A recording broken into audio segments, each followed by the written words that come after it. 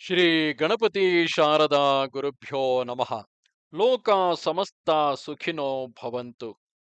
ಶ್ರೋತೃಗಳಿಗೆ ಸ್ವಾಮಿ ದಯಾನಂದ ಸರಸ್ವತಿ ಇವರು ರಚಿಸಿರುವ ವೇದ ಭಾಷ್ಯಗಳ ಕನ್ನಡ ಭಾಷಾಂತರವನ್ನು ಆಧರಿಸಿ ಯಜುರ್ವೇದ ಮಂತ್ರಗಳ ಪರಿಚಯವನ್ನು ಮಾಡಿಕೊಳ್ಳುವ ಈ ನಮ್ಮ ಕಿರು ಪ್ರಯತ್ನಕ್ಕೆ ತಮಗೆ ಆದರದ ಸ್ವಾಗತ.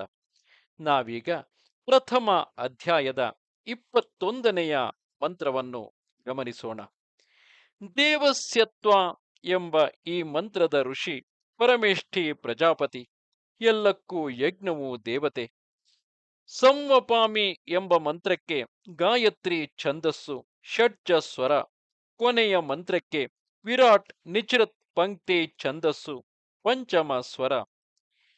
ಯಾವ ಔಷಧಿಗಳಿಂದ ಅನ್ನ ಮುಂತಾದವು ಉಂಟಾಗುತ್ತದೆ ಮತ್ತು ಆ ಔಷಧಿಗಳು ಹೇಗೆ ಶುದ್ಧವಾಗುತ್ತವೆ ಎಂಬುದನ್ನು ಈಶ್ವರನು ಈ ಮುಂದಿನ ಮಂತ್ರದಲ್ಲಿ ಉಪದೇಶಿಸುತ್ತಾನೆ. ದೇವಸ್ಯತ್ವಾ ಸವಿತುಃ ಪ್ರಸವೇಶ್ವಿನೋರ್ಬಾಹುಭ್ಯಾಂ ಪೂರ್ಣೋ ಹಸ್ತಾಭ್ಯಾಂ ಸಂವಪಾಮಿ ಸಮಾಪ ಓಷಧೀಭಿಃ ಸಮೋಷಧಯೋರಸೇನ ಸದ್ಗುರೇವ ತೇರ್ಜಗತಿಭಿಃ ಪೃಚ್ಯಂತಾಂ ಮಧುಮತಿರ್ಮಧುಮತಿಭಿಃ ಪೃಚ್ಯಂತಾಂ. ದೇವಸ್ಯ ವಿಧಾತ, ಜಗತ್ಕರ್ತ, ಪರಮಾತ್ಮನ ಅಥವಾ ಪ್ರಕಾಶಕನಾದ ಸೂರ್ಯನ ತ್ವಾ ಮೂರು ವಿಧವಾದ ಆ ಯಜ್ಞವನ್ನು, ಸವಿತುಹು ಸಕಲೈಶ್ವರ್ಯವನ್ನು ಉಂಟು ಮಾಡುವವನಾದ ಅಥವಾ ಪರಮಾತ್ಮನ ಅಥವಾ ಸೂರ್ಯನ, ಪ್ರಸವೇ ಸೃಷ್ಟವಾದ ಈ ಜಗತ್ತಿನಲ್ಲಿ, ಅಶ್ವಿನೋಹೋ ಪ್ರಕಾಶ ಮತ್ತು ಭೂಮಿಗಳ ಅಥವಾ ದ್ಯಾವ ಪೃಥಿವಿಗಳ, ಬಾಹುಭ್ಯಾಂ ತೇಜಸ್ಸು ಮತ್ತು ದೃಢತೆಗಳಿಂದ, ಪೂಷ್ಣಃ ಪುಷ್ಟಿಕಾರಕವಾದ ವಾಯುವಿನ, ಹಸ್ತಾಭ್ಯಾಂ ಪ್ರಾಣ ಮತ್ತು ಅಪಾನಗಳಿಂದ, ಸಂ ಇದು ಚೆನ್ನಾಗಿ ಎಂಬ ಅರ್ಥದಲ್ಲಿದೆ, ವಪಾಮಿ ವಿಸ್ತರಿಸುತ್ತೇನೆ, ಸಂ ಇದು ಒಟ್ಟುಗೂಡಿಸುವಿಕೆ ಎಂಬ ಅರ್ಥದಲ್ಲಿದೆ, ಆಪಹ ನೀರು, ಓಷಧೀಭಿಹಿ ಯವ ಮೊದಲಾದ ಔಷಧಿಗಳೊಡನೆ, ಸಂ ಇದು ಚೆನ್ನಾಗಿ ಎಂಬ ಅರ್ಥದಲ್ಲಿದೆ, ಓಷಧಯ ಯವ ಮೊದಲಾದ ಔಷಧಿಗಳು, ಶರೀರದಲ್ಲಿನ ಉರಿಯನ್ನು ಔಷಧಿಯು ಹೋಗಲಾಡಿಸುತ್ತದೆ, ವಾತ ಪಿತ್ತ ಕಫಗಳ ದೋಷವನ್ನು ದೂರ ಮಾಡುತ್ತದೆ. ಆದ್ದರಿಂದ ಔಷಧಿ ಎಂಬ ಹೆಸರು ಉಂಟಾಗಿದೆ.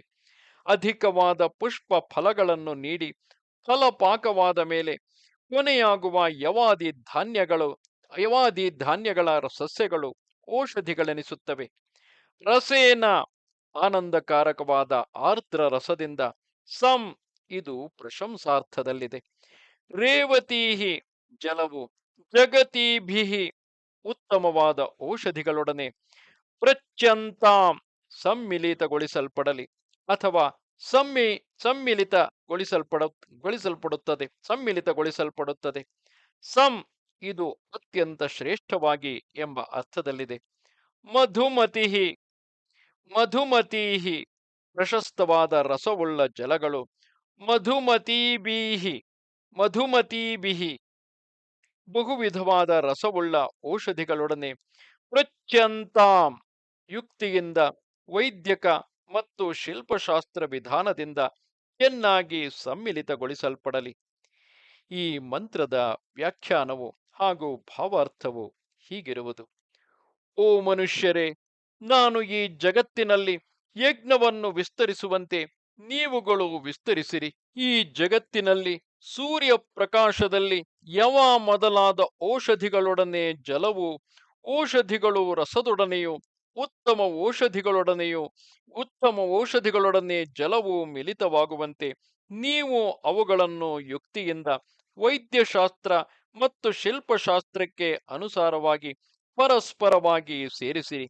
ಇಲ್ಲಿ ಗಮನಿಸಿದರೆ ವೈದ್ಯಶಾಸ್ತ್ರವು ಯಾವ ರೀತಿಯಾದ ಔಷಧಿ, ಯಾವ ರೀತಿಯಾದ ಆಹಾರಗಳು ನಮ್ಮ ಶರೀರಕ್ಕೆ ಯೋಗ್ಯವಾದುದು, ವಚನಕಾರಿಯಾದುದು ಎಂದು ಹೇಳಿದರೆ, ಶಿಲ್ಪಶಾಸ್ತ್ರವು ಪದಾರ್ಥಗಳನ್ನು ಯಾವ ರೀತಿಯಾಗಿ ಸಂಯೋಜಿಸಿ ಬಳಸಬೇಕು ಎಂಬುದನ್ನು ಹೇಳುತ್ತದೆ. ಈ ರೀತಿಯಾಗಿ ವಿದ್ವಾಂಸರಾದ ಮನುಷ್ಯರು ಈಶ್ವರನಿಂದ ಸೃಷ್ಟವಾಗಿ ಸೂರ್ಯನಿಂದ ಪ್ರಕಾಶಿತವಾಗಿರುವ ಈ ಜಗತ್ತಿನಲ್ಲಿ ಚೆನ್ನಾಗಿ ಪ್ರಯೋಗ ಮಾಡಲು ಯೋಗ್ಯವಾದ ಬಹುವಿಧ ದ್ರವ್ಯಗಳನ್ನು, ಅಂತೆಯೇ ಚೆನ್ನಾಗಿ ಪ್ರಯೋಗ ಮಾಡಲು ಯೋಗ್ಯವಾದ ಬಹುವಿಧ ದ್ರವ್ಯಗಳೊಡನೆ ಸೇರಿಸಿ 3 ವಿಧವಾದ ಯಜ್ಞವನ್ನು ನಿತ್ಯವೂ ಅನುಷ್ಠಾನ ಮಾಡಬೇಕು. ಹೇಗೆಂದರೆ, ಜಲವು ತನ್ನ ರಸದಿಂದ, ಆ ಜೀವರಸದಿಂದ ಔಷಧಿಗಳನ್ನು ವೃದ್ಧಿಗೊಳಿಸುತ್ತದೆ. ಆ ಔಷಧಿಗಳು ಉತ್ತಮ ರಸಯೋಗದಿಂದ ರೋಗನಾಶಕಗಳಾಗಿ ಮನುಷ್ಯರಿಗೆ ಸುಖದಾಯಕಗಳಾಗುತ್ತವೆ. ಈಶ್ವರನು ಹೇಗೆ ಕಾರಣದಿಂದ ಕಾರ್ಯವನ್ನು ಯಥಾವತ್ತಾಗಿ ರಚಿಸುತ್ತಾನೆಯೋ, ಸೂರ್ಯನು ಹೇಗೆ ಸಮಸ್ತ ಜಗತ್ತನ್ನು ಪ್ರಕಾಶಗೊಳಿಸಿ ಸತತವಾಗಿ ರಸವನ್ನು ಭೇದಿಸಿ ಪೃಥಿವಿ ಮುಂತಾದವನ್ನು ತನ್ನ ಆಕರ್ಷಣದಿಂದ ಧರಿಸುತ್ತಾನೆಯೋ, ವಾಯುವು ಹೇಗೆ ಪುಷ್ಟಿಗೊಳಿಸುತ್ತದೆಯೋ, ಅದರಂತೆಯೇ ನಾವು ಕೂಡ ಯಥಾವತ್ತಾಗಿ ಸಂಸ್ಕರಿಸಿ ಪ್ರಯೋಗ ಮಾಡಿದ ದ್ರವ್ಯಗಳಿಂದ ವಿದ್ವಾಂಸರ ಸಂಘ, ಅಂದರೆ ಪಂಡಿತರು ವಿದ್ವಾಂಸರು ಬಲ್ಲವರ ಸಂಘ, ವಿದ್ಯೋನ್ನತಿ, ಹೆಚ್ಚಿನ ವಿದ್ಯೆಯನ್ನು, ವಿಶೇಷವಾಗಿ ವೇದ ವಿದ್ಯೆಯನ್ನು, ಜ್ಞಾನವನ್ನು ಗಳಿಸಿಕೊಳ್ಳುವುದು, ಹೋಮ ಶಿಲ್ಪ ಕಾರ್ಯರೂಪವಾದ ಯಜ್ಞಗಳಿಂದ, ಹೋಮವು ಹಾಗೂ ಪದಾರ್ಥಗಳ ಸಂಯೋಜನೆ ಎಂಬ ಕಾರ್ಯಗಳಿಂದ, ವಾಯು ಮತ್ತು ವೃಷ್ಟಿ ಜಲಗಳ ಶುದ್ಧಿಯನ್ನು ಸದಾ ಮಾಡಬೇಕು. ಈ ರೀತಿಯಾಗಿ ಹೋಮಾದಿ ಕಾರ್ಯಗಳಿಂದ ಯೋಗ್ಯ ದ್ರವ್ಯಗಳನ್ನು ಬಳಸಿ ಅದರಿಂದ ವಾಯು ಜಲಗಳನ್ನು ಸಂಸ್ಕರಿಸುವ ಮೂಲಕ, ಅಂದರೆ ವಾತಾವರಣವನ್ನು ಶುದ್ಧಗೊಳಿಸುವ ಮೂಲಕ, ಶ್ರೇಷ್ಠವಾದ ವೃಷ್ಟಿ ಜಲವನ್ನು ಪಡೆದರೆ, ಮಳೆ ನೀರನ್ನು ಪಡೆದರೆ ಅದರಿಂದ ಅನ್ನವು ಉತ್ಪತ್ತಿಯಾಗುತ್ತದೆ. ಅನ್ನದೊಂದಿಗೆ ಹಲವು ಔಷಧಿಗಳು ಉತ್ಪತ್ತಿಯಾಗುತ್ತವೆ. ಆ ಔಷಧಿಗಳ ಯೋಗ್ಯ ಪ್ರಯೋಗದಿಂದ ವೈದ್ಯಶಾಸ್ತ್ರದ ನಿಯಮಕ್ಕೆ ಅನುಸಾರವಾಗಿ ನಮ್ಮ ಆರೋಗ್ಯವು ಸುಧಾರಿಸುತ್ತದೆ.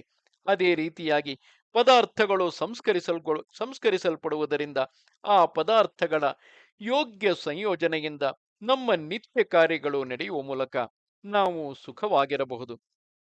ಈ ಕಾರಣಕ್ಕಾಗಿ ನಾವು ಹೋಮಾದಿ ಯಜ್ಞಗಳನ್ನು ಹಾಗೂ ಜ್ಞಾನ ಯಜ್ಞವನ್ನು, ವೇದ ವಾಕ್ಕನ್ನು ಅರಿತವರಾಗಿ ಜೀವನವನ್ನು ಸುಖಮಯವಾಗಿರಿಸಿಕೊಳ್ಳಬೇಕು.